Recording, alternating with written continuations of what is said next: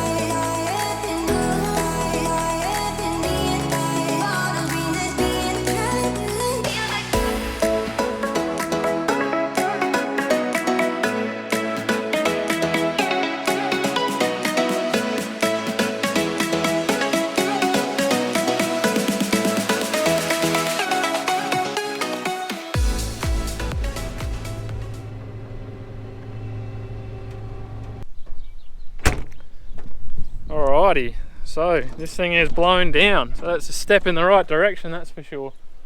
I'm just going to leave it here overnight with covers, it's like all the doors and everything up and covers off. Because no matter how hard you try to blow it down, some chaff always goes back on it, so that way if there's a bit of breeze overnight, hopefully it'll pick up whatever sort of chaff's left laying on the machine. But I'm going to call it a day now, guys, because it's getting late in the day and I am really covered in chaff and it's itchy. So I'm going for a shower. We'll see you tomorrow. Alrighty guys, we are back. Another day. It's a Saturday actually, and the wife and daughter have left me home alone. What else has a farmer got to do on a weekend but work? So, but no, that's alright. Dad's around, he's floating around. Now, I actually dropped this camera from the top of the header yesterday. I thought I put it somewhere where the magnetic base was going to stick, and I just took a little step and the machine shook around a little bit and boom, it went down to the ground, and it's done a little bit of damage, I think. So hopefully it's still working alright, still picking up audio and everything, but yeah, not really what I had planned for it. Now, in my last video when I said that we were done with harvest, I kind of lied a little bit, right? we'd finished all the wheat and barley, but we had about 15 or 16 hectares on the way back home of this Kraken forage barley that we wanted to harvest for seed.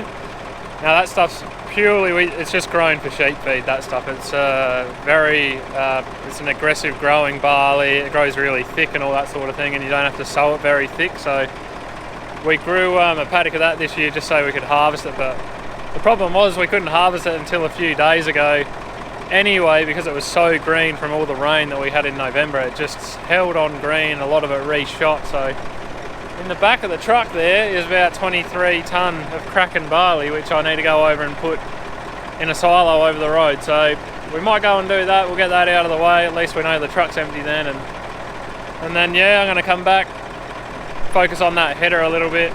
Given the current global market and the supply chain issues, I know how hard it was to get parts this year. Last year now, I should say. Just waiting a long time for things. Just stuff that you shouldn't really have to wait for. So I think the best idea at the moment is to get that back through the shed and get it inspected again, just so we know roughly what we need. We can get some parts ordered, even if we don't fit them straight away. So I want to try and get that sort of inspected this weekend and then tucked away back in the shed.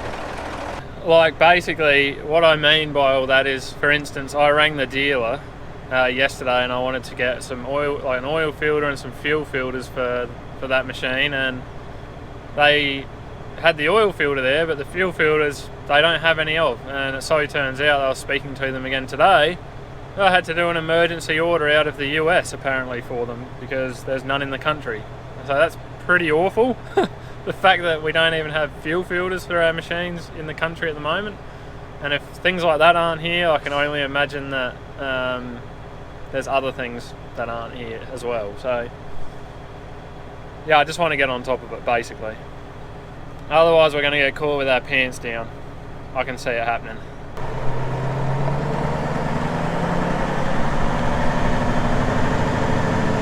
But in saying that, I shouldn't be too negative on John Deere, because everything that we've needed, we have managed to get in time. So I'm sure there's some people who haven't got what they needed from John Deere, but I've definitely seen through Facebook discussions and posts that there's been other brand owners that haven't been so lucky. This fly is annoying the out of me. Bit of a late start again today, because, well, I thought that like misty rain that we had yesterday was gone, but I got up this morning again and it was damp out here again. Not any substantial rain, but just cool and like feeling like September. So I'm just going to go back now. I'll get the loader. I'm going to have to treat this grain as well. Anything you want to leave sitting in a field bin around here, you got to treat it. Otherwise you're going to end up with weevils in it, like for any period of time, and they'll just destroy your grain, and well, that's no good for anyone.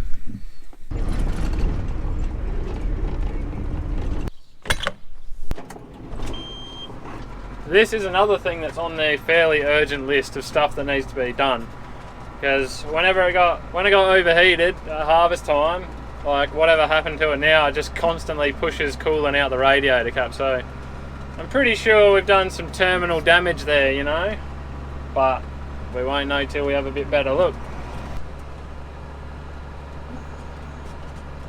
That is Kraken barley.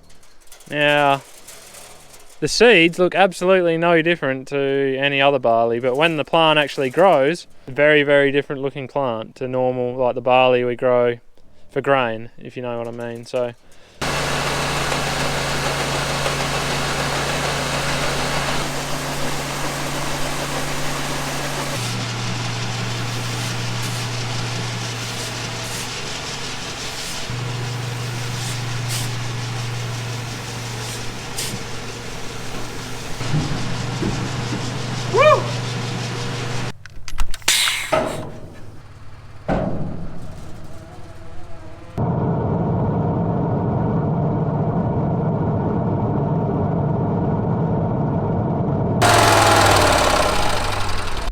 I always like to give the hopper on the auger a bit of a washout afterwards, especially after that, using that treatment stuff. Just make sure we're not getting any cross-contamination, get all the barley out of there, and yeah, it works really well actually. It's easier than taking the hopper off.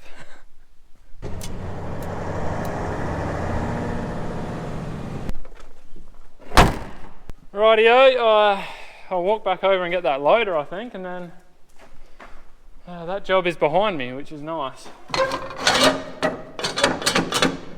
But in the meantime, well, actually, on my way back, it's time for a drink, I think.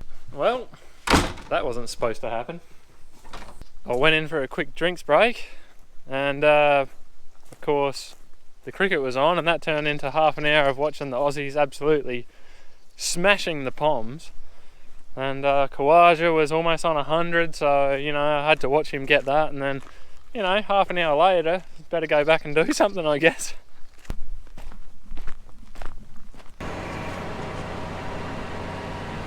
Out of the little green machine into the big green machine. We'll go get that header, get that back in the shed, and we can make some decisions about what needs to be fixed and what we're going to do, and maybe get some parts underway and all that sort of stuff. So well, I reckon while we're back at the header, we should maybe just do a bit of a quick recap of harvest. A few of my off-the-cuff thoughts about how the season went and all that sort of thing. Now, I'm terrible at just speaking fluently to the camera, so there's probably going to be a lot of cutscenes in here, but I'll do my best. All in all, the season was exceptional, really. We can't really complain too much at all. Yields were above average overall. Yields were not as good as last year, but the grain prices, that sort of pushed this season over the edge to be better than last year for me personally, I believe.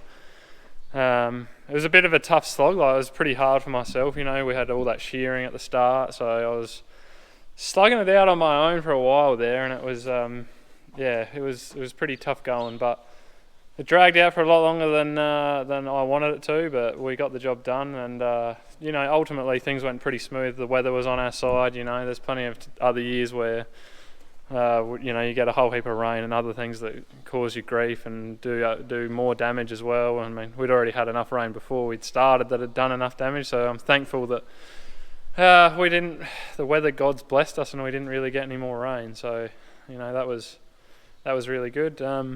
The other thing, the mighty big green machine, the 9770. Dad had the comment as well the other day, and I think we've all been thinking it, but this thing did not really cost us 1 minute of downtime for the whole year. It was exceptional. I think, like, I mucked around with the radiator cap one day because I didn't, you know, I maybe over tightened it or something. The moisture meter was playing up.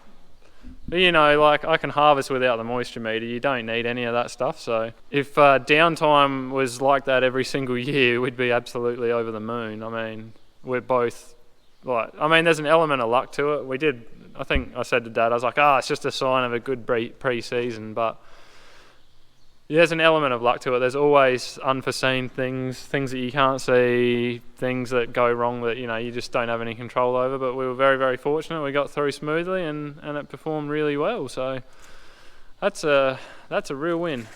So the next 12 months are going to be very, very interesting because this year is going to be the most expensive crop we've ever put in. The price of inputs it's doubled. It's basically doubled plus some since last year. Fertiliser, things like glyphosate, and they're really, really hard to get. So we're coming off 2 of the better years, or maybe even the best years really, that we've ever seen in our area. Maybe not 2 of the best, the very best, but they'd be 2 of the better years.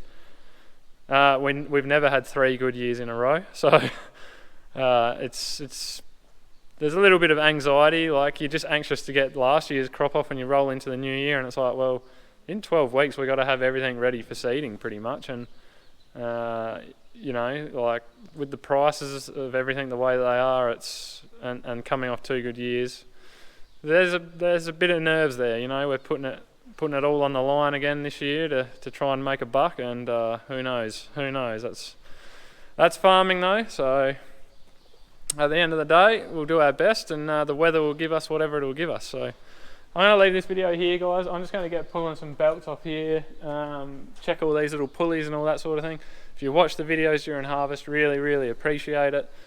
Really, really grateful to all you people who take the time to watch. Everyone's time's important, so thanks again. Take it easy, guys. Have a good one. See you next time.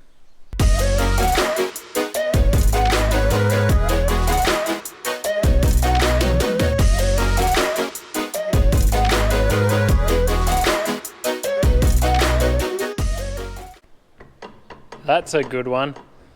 That's why I pull every single belt off and check them individually.